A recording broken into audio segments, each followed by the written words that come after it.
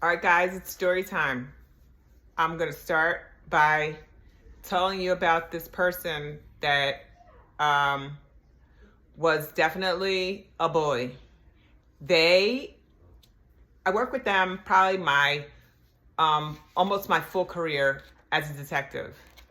And during that time working with them as a detective, I saw that they were a total fraud. They never went on the street. They actually used to wear a dress way before they allowed us to wear. I guess now they allow you to wear softer stuff like that. But in the detective dress code, a dress was not something that they had listed as something that you could wear as an attire. But anyway, this person was always able to do this dress like that and act like a little mouse, like, talk so, like they're so innocent. Satan. Satan. I say that because I've had a few run-ins with them, and I've also remember when they were just a cop. And I say that because we both were in the Cooney course, and I should have seen that they were just, ugh. But I didn't. I was trying to give them like the benefit of the doubt because like I really wasn't upset when they came into the Cooney course late, and then they walked all the way up to the front of the room where I was sitting at a desk with this other officer, and we were sharing like one of those long desks, and it was just probably enough for two people, but she finagled her way in and she sat at the end, and she spread her books out so that we had to get closer. Whatever, it was cool. I wasn't being petty, but I was acknowledging that I could tell she was a lot. Anyway, like I said, we took the Cooney course, and I actually came out number 69 out of 100, which I wanted to be in the top 100. And my corporal called me and said, "Hunker, you're never going to believe it. Guess what number you are? Blah, blah, blah, blah." And I laughed. I was home, and I actually extended a congratulatory phone call to this person. And I was excited, like anybody else would be, right? I took this course. I studied my ass off, and I came out number 69 on my first shot. So that was the only test I ever took for the Philadelphia Police Department. I just wanted to be a detective. My father was a detective. I was following in his footsteps, but I also knew that I wanted to do it for my own footsteps as well. So we all got assigned. She got assigned to the same division that I did. While we were getting our squads finalized, I went to 2 squad, and she went to another squad. So I would see and watch, like when we crossed over, I would see like and hear about the different, like, she don't do nothing, she never goes out, and like we're all brand new, and we're making our way, and we're figuring things out. And she was like, "Oh, this meek, whatever." Anyway, long story short, we both were in 5 squad. And I actually was once the missing person and school cop, school detective, and I kind of was that before I left and went to backgrounds. And then when I came back, because they threw us all out because backgrounds was a complete mess.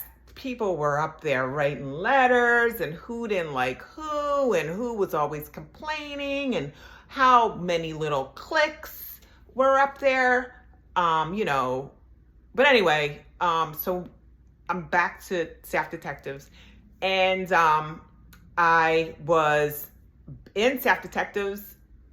What I'm trying to tell you, what am I trying to say? So anyway, I'm trying to tell you that we both were now in 5 Squad. She would have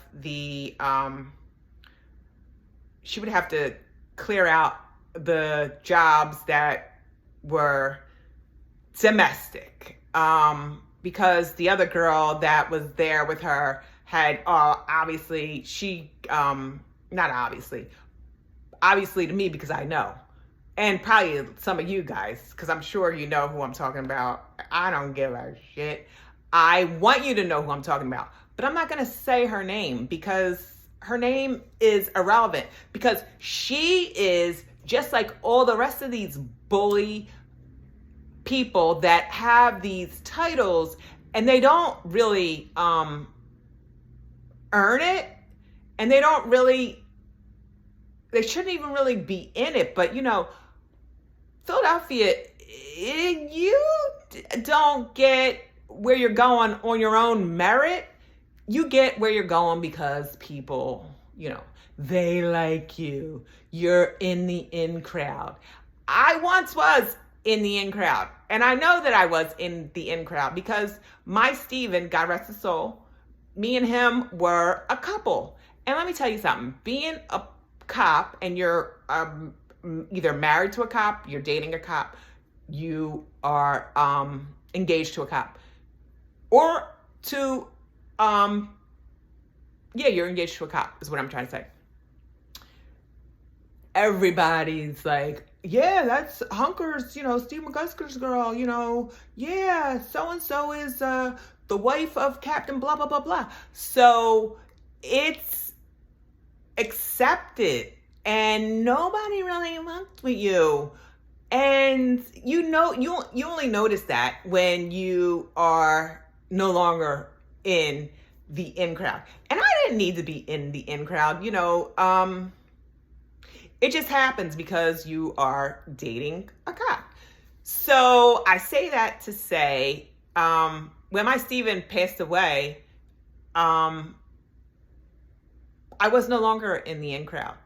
I was no longer given the respect of being someone who had another significant other on the job.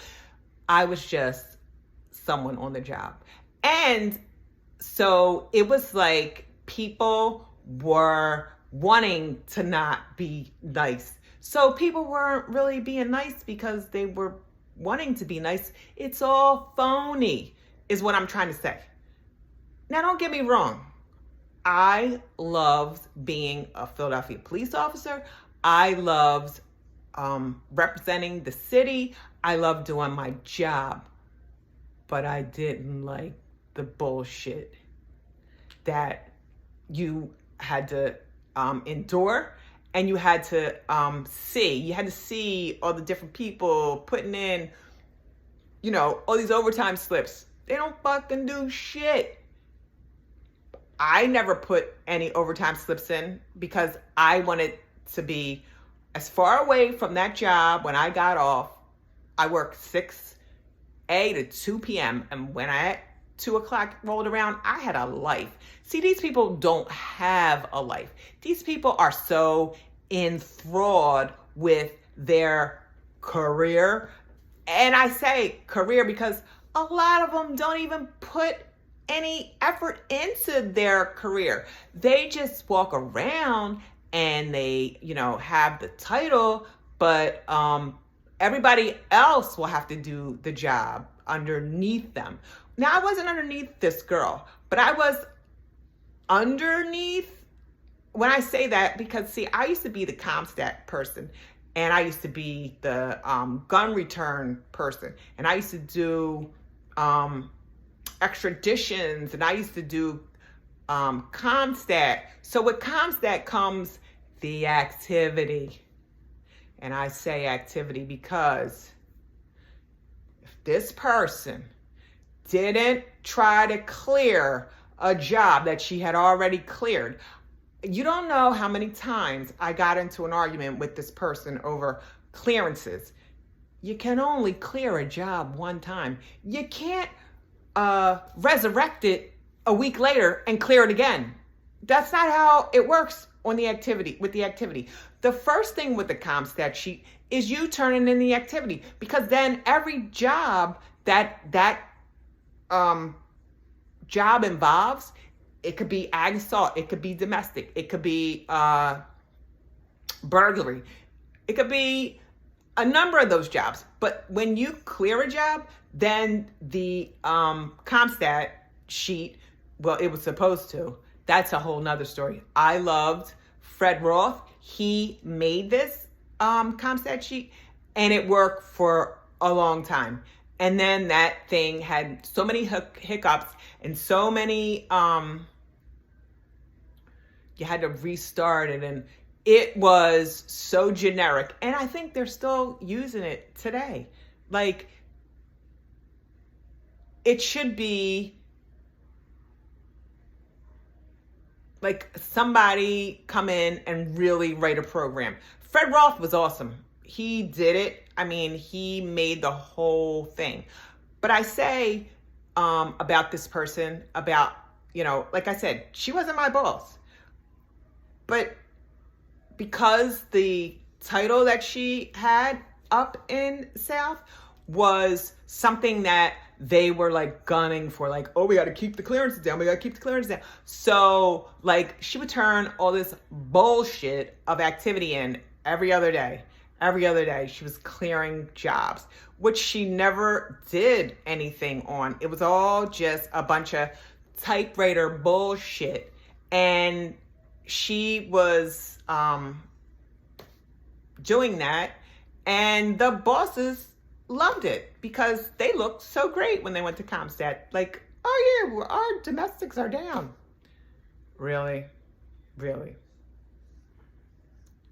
Anyway, I could go on and on and on about the bullying that I encountered in South on a daily. And it was very stressful. Something that you shouldn't have to go through.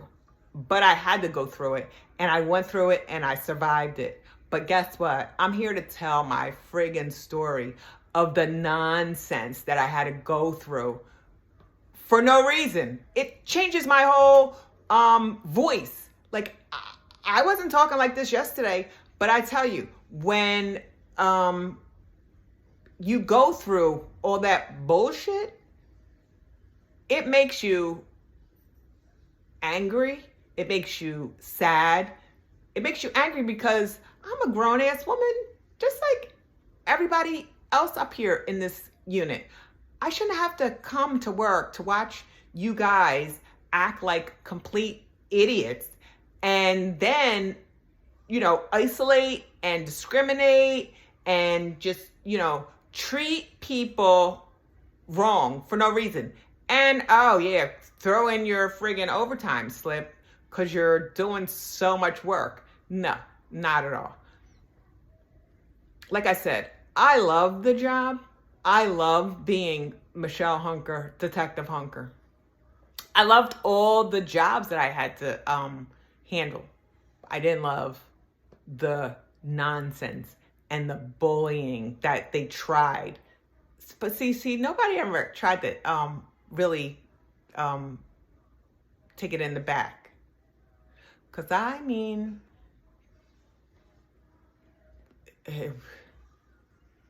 I wouldn't have minded.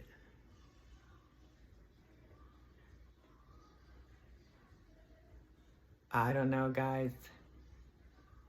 I don't know. I want you to tell me if you think what I'm saying is something that is wrong, or if you think what I'm saying is something that should be said. Because I know I got a lot to say, and I got receipts. I want it to be known, because these people are bullies. They have bullied. They're still on the job. Some of them are still on the job. And I think that they should be put on blast so that everybody knows. Why not? What's wrong with that? What's wrong with telling it like it is? What's wrong with telling the world that, these people do exist? Not just in the police department, but everywhere. I'm not mad at them anymore, but I got stories about them and I want to tell them. Stay tuned. I got more to say.